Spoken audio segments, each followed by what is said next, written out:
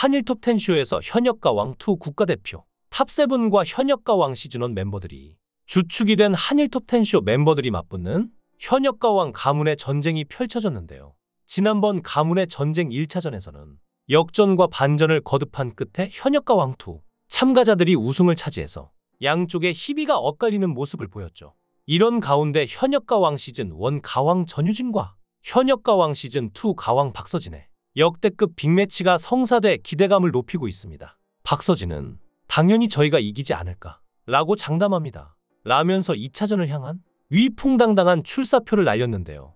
이에 전유진은 사실 저희가 지난번엔 봐드린 거예요. 오늘은 절대 안 봐드리겠습니다. 라며 비장한 각오를 드러냈죠. 전유진은 장기인 감성 폭발 무대를, 박서진은 물장구쇼 등 현역가왕 1대 2대 가왕 간 역대급 명승부를 위해 각자 필살기 무대를 펼쳤는데요. 전유진과 박서진이 자존심을 내걸고 임한 무대는 어떨지 기대감을 더하는데 몇몇 팬들 사이에서 박서진과 전유진이 한일 톱10 쇼를 통해 핑크빛 사이라는 주장이 나오기도 했는데요.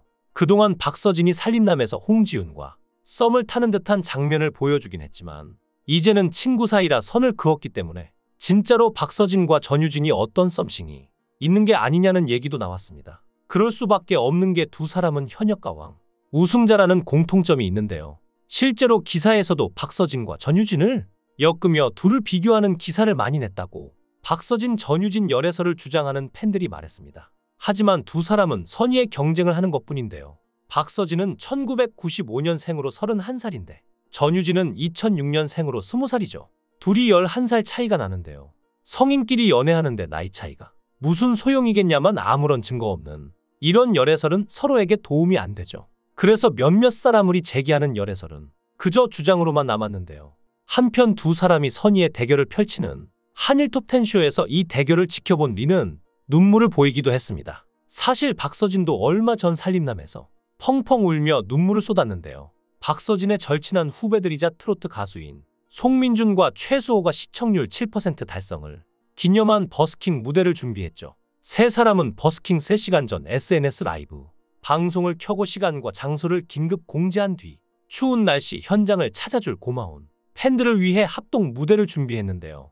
차에서 대기하고 있던 박서진은 급작스러운 버스킹 공지에 못 온다는 팬들이 속출하자 점점 불안해했습니다. 박서진은 후배들의 도움으로 안대와 헤드폰까지 끼고 팬들이 기다리는 버스킹 무대로 향했는데요. 박서진의 팬클럽 답변은 사전에 미리 예행 연습을 한 대로 조용하게 박서진을 맞이했고 소리가 안 들리는 박서진은 길거리 지나가는 사람밖에 없는 것 같다 며 자신감 없는 모습을 보이기도 했는데요. 하지만 박서진이 안대를 벗자 3시간 만에 모인 500명의 팬들이 뜨거운 환호를 보냈습니다. 이에 박서진은 정말 감동과 위로를 받았다며 눈물을 흘렸는데요. 그러면서 추위에 벌벌 떨면서도 자리를 지켜주셔서 감사드린다며 앞으로도 열심히 하는 가수가 되겠다고 초심을 잃지 않을 것을 약속했습니다. 많은 분들이 박서진이라는 가수를 사랑하는 이유는 어렵고 힘든 상황 속에서도 포기하지 않고 꿋꿋이 가수의 길을 걸어왔고 마침내 그 빛을 보았기 때문이 아닐까 싶은데요. 박서진의 인생사는 정말이지 다른 가수들을 비교하기도 민망합니다. 워낙 어렵게 살아왔기 때문인데요.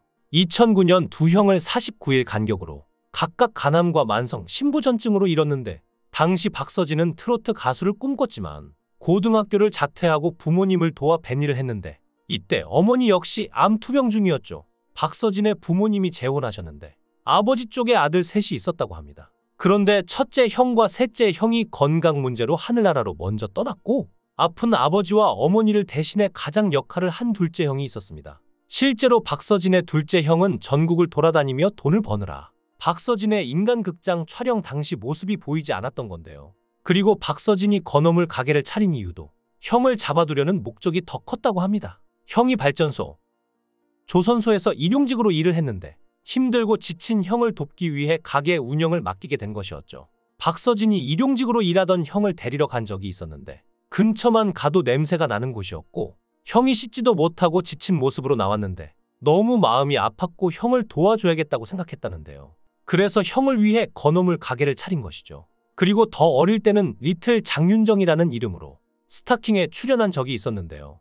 당시 녹화를 마친 후 제작진이 그의 계좌번호를 요청했을 때 박서진은 출연료가 입금되는 줄 알고 계좌번호를 전달했는데 놀랍게도 장윤정이 그의 어머니 치료비를 거액으로 보내줬다고 합니다. 덕분에 그의 어머니는 수술을 받았고 건강을 회복하게 되었다고 박서진은 밝혔습니다. 이에 대해 박서진과 그의 동생은 장윤정을 은인으로 여기며 살아가고 있습니다. 박서진은 장윤정 덕분에 어머니의 암이 완치되었다며 늘 감사한 마음을 간직하고 있다고 전했습니다. 2013년 싱글 앨범 꿈을 발매하며 가수로 데뷔했으나 여전히 길거리 공연을 전전해야 했습니다. 하지만 그는 꾸준히 노력했고 2017년 아침마당의 도전 꿈의 무대 코너에서 5연승을 기록하며 점차 대중의 인지도를 얻기 시작했습니다. 이후 미러미러를 발표하고 전국 노래자랑 초대 가수로 무대에 올랐는데 과거에는 참가자로 무대에 섰던 박서진이 초대 가수로 다시 무대에 오른 것은 의미 있는 순간이었습니다.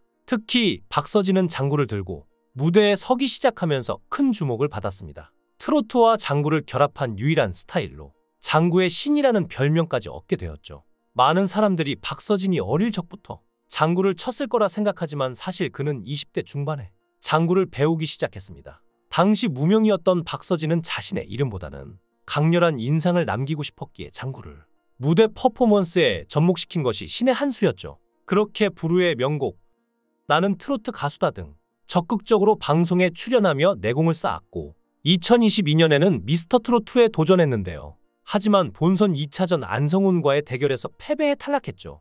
이 당시 박서진의 탈락에 대해서 많은 이들이 의문을 품었는데요.